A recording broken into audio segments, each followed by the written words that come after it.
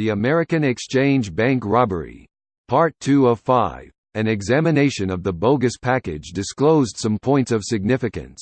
Ordinarily, when banknotes are done up for shipment by an experienced clerk, the bills are pressed together as tightly as possible in small bundles, which are secured with elastic bands, and then wrapped snugly in strong paper, until the whole makes a package almost as hard as a board. Around this package the clerk knots strong twine, melts a drop of sealing wax over each knot, and stamps it with the bank's seal. The finished package thus presents a neat and trim appearance. But in the present instance the package received at the Treasury was loosely and slovenly wrapped, and the seals seemed to have been put on either in great haste or by an inexperienced hand. Moreover, the label must have been cut from the stolen package and pasted on the other, for the brown paper of a previous wrapping showed plainly in a margin running around the label. The address on the package read, $41,000. United States Treasurer, Washington, D.C. All this was printed, except the figures 41,000, even the dollar sign. The figures were in the writing of Mr. Watson, the paying teller of the bank, whose business it was to oversee the sending of the money. His initials were also marked on the label, with the date of the sending, so that on examining the label Mr. Watson himself was positive that it was genuine. All this made it tolerably clear that the robbery had not been committed at the bank before the package was entrusted to the two messengers, for no bank clerk would have made up so clumsy a package, and the paying teller himself, had he been a party to the crime, would not have cut the label. Written by himself from the genuine package and pasted it on the bogus one, he would simply have written out another label, thus lessening the chances of detection. Furthermore, it was shown by testimony that during the short time between the sealing up of the package in the paying teller's department and its delivery to Dominie Earle, who took it first, it was constantly under the observation of half a dozen bank employees, so that the work of cutting off the label and pasting it on the bogus package could scarcely have been accomplished then without detection. Earle and Crawford, the bank messengers, were submitted to repeated examinations, but their statements threw no light upon the mystery. Both stuck persistently to the same story, which was that neither had loosed his hold on the handle of the valise from the moment they left the bank until they had delivered the package through the window of the express company's money department. Accepting these statements as true, it was impossible that the package had been tampered with in this part of its journey, while the assumption that they were not true implied apparently a collusion between the two messengers, which was highly improbable, since Dominie Earle had been a servant of the bank for 35 years, and had never in that long term failed in his duty or done anything to arouse distrust. Before entering the bank's employ he had been a preacher, and his whole life seemed to have been one of simplicity and honest dealing.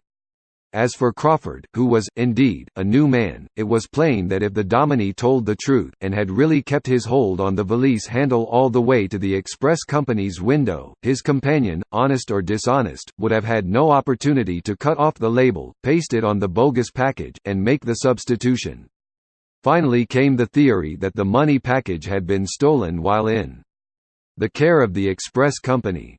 In considering this possibility it became necessary to know exactly what had happened to the package from the moment it was taken through the window of the money department up to the time of its delivery at the Treasury. The package was first receipted for by the head of the money department, Mr. J.C. Young. Having handed the receipt to the bank messengers, he passed the package to his assistant, Mr. Littlefield, who in turn passed it on to another clerk, Mr. Moody, who way-billed it in due form for Washington, and then placed it in the iron safe which was to carry it on its journey. 2 or 3 hours may have elapsed between the receipt of the package and the shipment of the safe, but during this time the package was constantly in view of 5 or 6 clerks in the money department, and, unless they were all in collusion, it could scarcely have been stolen by any one there.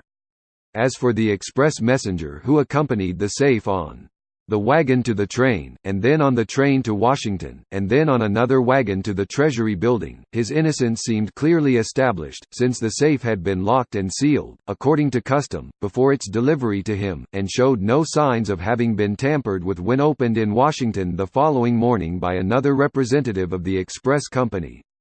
The messenger who accompanies a through safe to its destination, indeed, has small chance of getting inside, not only because of the protecting seal, but also because he is never allowed to have the key to the safe or to know its combination.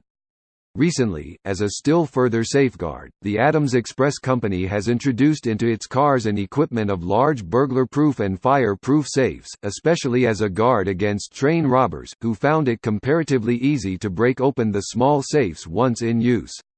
In the present instance, of course, there was no question of train robbers.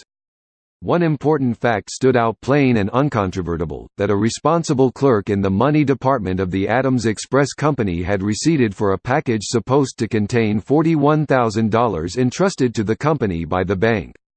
This threw the responsibility on the company, at least until it could be shown that the packages delivered contained brown paper, and not bank notes. In accordance with their usual policy of promptness and liberality, the Adams people paid over to the American Exchange Bank the sum of $41,000, and said no more about it. But their silence did not mean inactivity. Their instructions to their detectives in this case, as in all similar cases, were to spare neither time nor expense, but to continue the investigation until the thieves had been detected and brought to punishment, or until the last possibility of clearing up the mystery had certainly expired.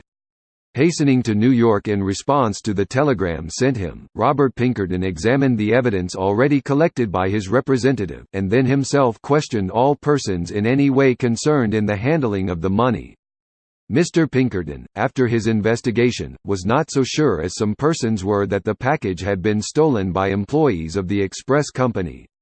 He inclined rather to the opinion that, in the rush of business in the express office, the false package, badly made up though it was, might have been passed by one of the clerks.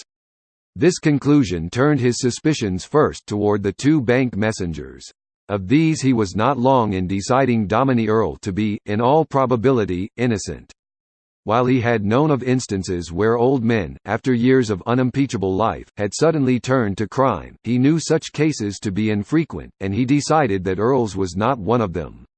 Of the innocence of the other messenger, Crawford, he was not so sure. He began a careful study of his record.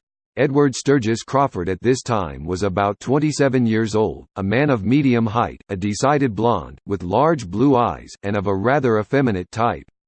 He went scrupulously dressed, had white hands with carefully manicured nails, parted his hair in the middle, and altogether was somewhat of a dandy. He had entered the bank on the recommendation of a wealthy New Yorker, a young man about town, who, strange to say, had made Crawford's acquaintance, and indeed struck up quite a friendship with him, while the latter was serving in the humble capacity of conductor on a Broadway car. This was about a year before the time of the robbery. Thus far Crawford had attended to his work satisfactorily, doing nothing to arouse suspicion, unless it was indulging a tendency to extravagance in dress. His salary was but $42 a month, and yet he permitted himself such luxuries as silk underclothes, fine patent leather shoes, and other apparel to correspond. Pushing back further into Crawford's record, Mr. Pinkerton learned that he had grown up in the town of Hancock, New York, where he had been accused of stealing $60 from his employer and afterward of perpetrating a fraud upon an insurance company. Putting all these facts together, Mr. Pinkerton decided that, in spite of a perfectly self-possessed manner and the good opinion of his employers, Crawford would stand further watching. His general conduct subsequent to the robbery was, however, such as to convince everyone, except the dogged detective, that he was innocent of this crime. In vain did shadows follow him night and day, week after week, they discovered nothing. He retained his place in the bank, doing the humble duties of messenger with the same regularity as before, and living apparently in perfect content with the small salary he was drawing. His expenses were lightened, it is true, by an arrangement voluntarily offered by his friend, the young man about town, who invited him to live in his own home on 38th Street, whereby not only was he saved the ordinary outlay for lodgings, but many comforts and luxuries were afforded him that would otherwise have been beyond his reach. Thus 3 months went by with no result, then 4, 5, 6 months, and, finally, all but a year.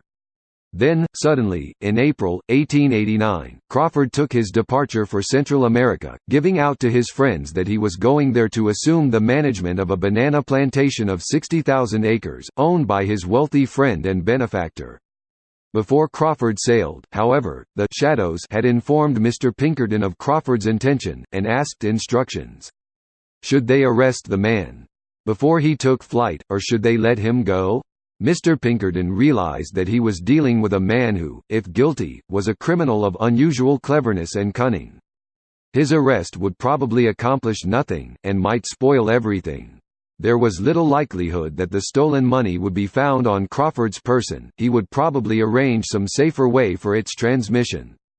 Perhaps it had gone ahead of him to Central America weeks before.